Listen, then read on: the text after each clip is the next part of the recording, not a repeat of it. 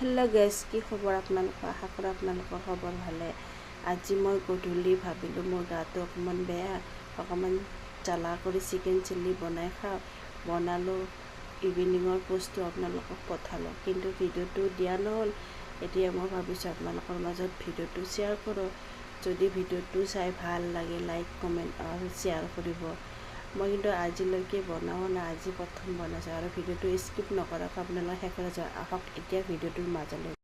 অকণমান নিমখ দিয়াৰ পিছত কালাৰৰ কাৰণে অকণমান ৰেড চিলি দিলোঁ, অকণমান জালুকৰ গুড়ি দিলোঁ, তাৰপিছত ৰচুন আদাৰ পেষ্ট দিলোঁ 1 চামুচ, তাৰপিছত দিলোঁ ভিনেগাৰ 1 চামুচ, তাৰপিছত দিলোঁ চয়া চচ 1 চামুচ,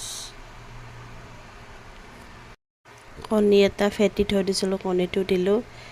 তাৰপিছত এইখিনি ভালদৰে লৰাই দিয়াৰ পিছত এতিয়া মই ময়দা দিম 3 চামুচ, 1 চামুচ, 2 চামুচ, 3 চামুচ ময়দা দিলোঁ। তাৰপিছত মই কৰ্ণফ্লাৱাৰ 3 চামুচ দিম। তাৰপিছত দি কিনে ভালদৰে ধুনীয়াকৈ লৰাই দিম। ধুনীয়াকৈ লৰাই কিনে তাৰপিছত মই 10-15 মিনিটৰ কাৰণে মই ঢাকি থৈ দিম। এতিয়া মই ঢাকি ৰাখিলোঁ।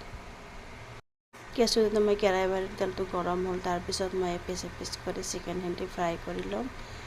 এনেকৈ এপিচ ফ্ৰাই কৰি ল'ম ৰঙচুৱা কৰি।